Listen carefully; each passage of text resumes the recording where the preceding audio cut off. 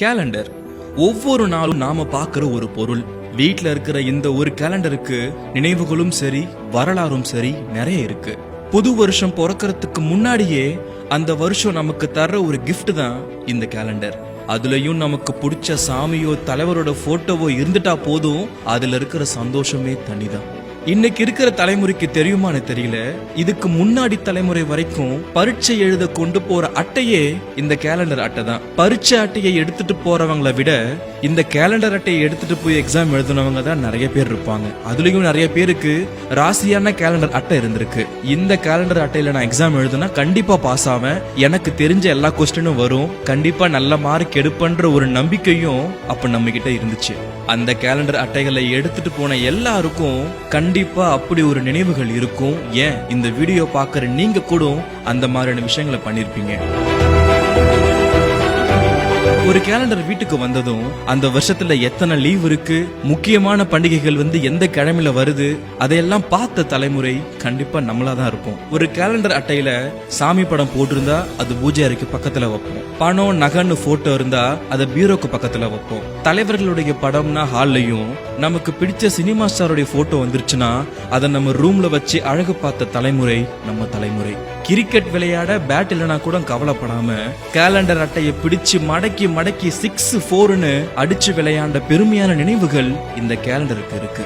தினமும் நாம அப்படி என்ன கிழிச்சிட்டோம்னு காலையில கிழிக்கப்படுற கேலண்டர் நம்மளை பார்த்து அடிக்கடி கேட்கும். மோட்டிவேஷன் வாக்கியம், ராசி பலன், நல்ல நேரம், கெட்ட நேரம், சூரிய உதயம், மறைவு, பஞ்சாங்கம், அரசு விடுமுறை தினங்கள், பள்ளி விடும் பலன்கள், அந்த நாளுடைய சிறப்பு என்ன, மேல் நோக்கு நாளா கீழ் நோக்கு நாளா, அமாவாசையா பௌர்ணமியா, இப்படி ஒவ்வொரு நாளுக்குமான அடையாளமே அந்த கேலண்டர் தான். அதுலயும் ஒரு சில கேலண்டர்ல பொது அறிவு கேள்வி எழுதி அதுக்கான பதிலும் எழுதி வச்சிருப்பாங்க.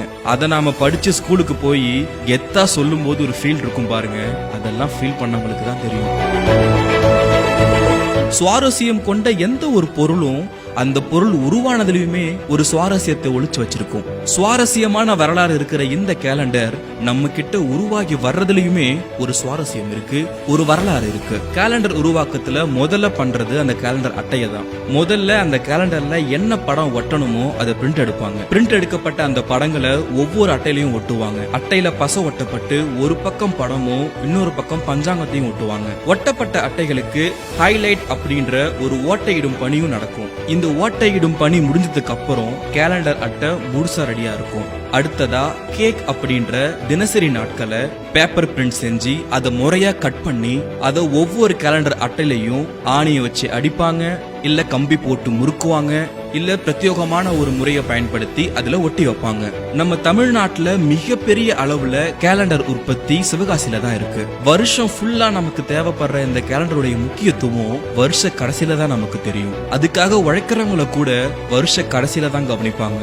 என்னைக்காவது ஒரு நாள் தேதியை கிழிக்கிறதுக்கு முன்னாடி இந்த கேலண்டர் எப்படி உருவாக்கி இருப்பாங்க, யார் பின்னாடி இருந்திருப்பாங்க, இந்த ஓவியத்தை யார் வரைஞ்சிருப்பாங்க, இவ்வளவு தத்துரூபமா இருக்கு, இந்த ஓவியத்தை வரைய அவங்க என்ன வண்ணங்கள் பயன்படுத்தி இருப்பாங்க, அதை எப்படி பிரிண்ட் பண்ணிருப்பாங்க, இதெல்லாம் யார் பண்றாங்க அப்படின்ற ஒரு எண்ணம் உங்களுக்குள்ள வந்திருக்குமான்னு தெரியல.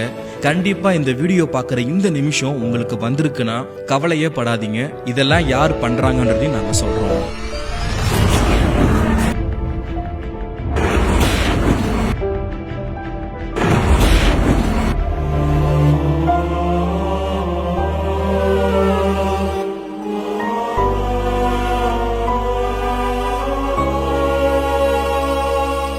தெய்வ படங்கள் போடும்போது உள்ள சந்தோஷத்தும் இவங்க பாராட்டி, நான் உங்களால் இந்த தெய்வத்தை கும்பிட்டுக்கிட்டு இருக்கேன், தினம் எந்திரிச்ச உடனே இந்த சாமி படத்தை பார்க்குறேன், அந்நேரம் உங்கள் பேரையும் பார்க்குறேன், அதனால எனக்கு ரொம்ப ரொம்ப நல்லா இருக்கு சார், நீங்கள் நல்லா இருக்கணும் அப்படின்னு சொல்கிற வாழ்த்துறவங்களும் இருக்காங்க. பொதுவாக சாமி படங்களில் இப்போ தான் நிறைய போடுறேன். இதில் பெரிய கோயில்களில் போய் அங்கேருந்து பார்த்து அதை வரையணும். தமிழ்நாட்டில் பெரிய கோயில்கள் நிறைய இருக்குது, இதில் சிற்பங்கள் நிறைய இருக்குது. இந்த சிற்பங்களெல்லாம் பார்த்து வரையணும் அப்படிங்கிற ஆசை ரொம்ப காலமாக இருக்குது. அதை பார்த்து எல்லாருக்கும் பாராட்டுற அளவுக்கு நான் செய்யணும். இந்த துறையில் எனக்கு ரொம்ப ஆர்வமாக இருக்கிறது. சின்ன வயசுலேருந்தே இருக்குதுனாலும் புதுசாக ஏதாவது செஞ்சு பார்க்கணும் அதில் நல்லா எனக்கு திருப்தியாக இருக்கிற அளவுக்கு சந்தோஷமாக செய்யணும் அப்படிங்கிறனால இது மேற்கொண்டு இது ஆர்வமாக இருக்கே தவிர வேறு எந்த காரணமும் கிடையாது. இதை தவிர அந்த ஒரு படம் முடித்தா அது உள்ள சந்தோஷம் இருக்குது. அது அது முடிக்கிற வரைக்கும் எனக்கு அது வேறு திருப்தியே இருக்காது. முடித்து சந்தோஷப்படும் போது அதனுடைய திருப்தி தனி. அதனால் இன்னும் அது ஆர்வம் குறையாம தான் இருக்கு.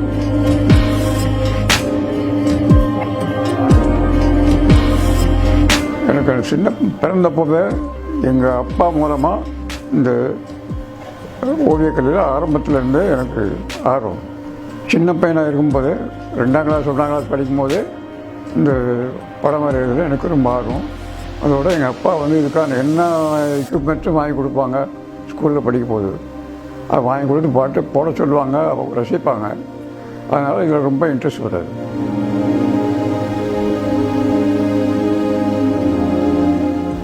செஞ்ச ரொம்ப விசேஷமான படங்கள் சொல்கிறது ஹனுமான் கடலை தாண்டுற மாதிரி ஒரு படம். கிருஷ்ணகிரி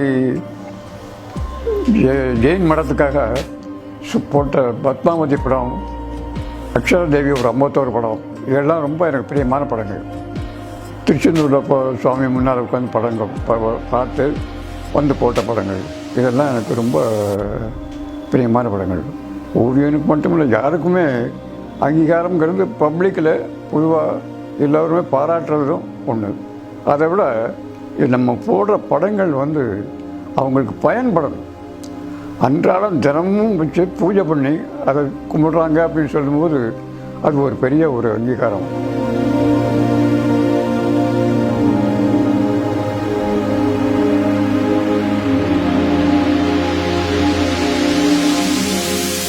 விநாயகர், முருகன், அம்பாள், லக்ஷ்மி இதெல்லாம் போடும்போது நம்ம சில குறிப்பிட்ட கோயில்களில் இடங்களில் சிலைகளில் பார்த்து போடுறது உண்டு.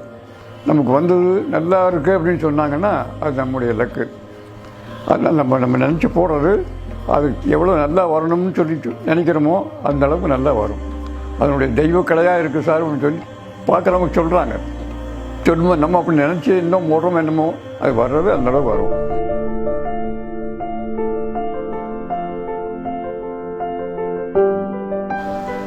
ஓவியங்கள் வரைகிற ஆர்வம் உள்ள இளைஞர்கள் முன்பை விட இப்போ ரொம்ப அதிகம். ஸ்கூலில் இவ்வளோ சின்ன பிள்ளைங்க கொண்டு எக்கச்சக்கமாக வரைகிறாங்க, பிரமாதமாக வரைகிறாங்க. அவங்களுடைய ஐடியாவும் இதுவும் ரொம்ப ரொம்ப உயர்வாக இருக்குது. அவங்களுக்கு சொல்கிற ஒரே ஒரு இது, அவங்க நீ நினைக்கிறத யாருடைய படத்தை பார்த்தோ சும்மா திருப்பி திருப்பி திருப்பி இம்போசிஷன் மாதிரி எவ்வளவு தடவை போட்டு பார்க்குறீங்களோ அவ்வளவு தடவை உங்களுக்கு நல்லா வரும். ஒரு இதுலேயும் திருப்திப்படாமல் நிறைய நீங்கள் போட்டு பார்த்தீங்கன்னா உங்களுக்குன்னு ஒரு தனி டைப் தானாகவே வந்துடும். அது வர்ற வரைக்கும் நீங்கள் போட்டுக்கிட்டே இருங்க. எவ்வளோக்கு எவ்வளோ உழைக்கிறீங்களோ அவ்வளோக்கு உங்களுக்கு பலன் கிடைக்கும். இப்போ எனக்கு கிடைச்சதுன்னா எல்லாருமே இப்போ பாராட்டுறாங்க. இப்போ நீங்கள் கூட பாராட்டுறதுக்கு தான் வந்திருக்கீங்க. இப்போ பாராட்டி இப்போ பேட்டி எடுக்கிறீங்க. இது மாதிரி படம் வரைஞ்சி படத்தை பார்த்து பாராட்டினவங்க மதுரை ஆதீனம் சுவாமிகள் பிராய்பதி அவர்கள் கூப்பிட்டு ஓவிய கலைக்கோன்னு ஒரு அடைமொழியும் கொடுத்து பாராட்டினார். அதுவும் ரொம்ப சந்தோஷமான விஷயம். அதுபோல் மில்லு முதலாளிகள் அவங்க டிசைனுக்கு போடும்போது அவங்க கூப்பிட்டு பாராட்டும்போது மேற்கொண்டும் அவங்க அன்பளிப்பாக அமௌண்ட்டு கொடுத்து பாராட்டுறவங்களே இருக்காங்க. அதனால் எல்லா பாராட்டுகளுமே எனக்கு ரொம்ப சந்தோஷமான ஒரு விஷயம்.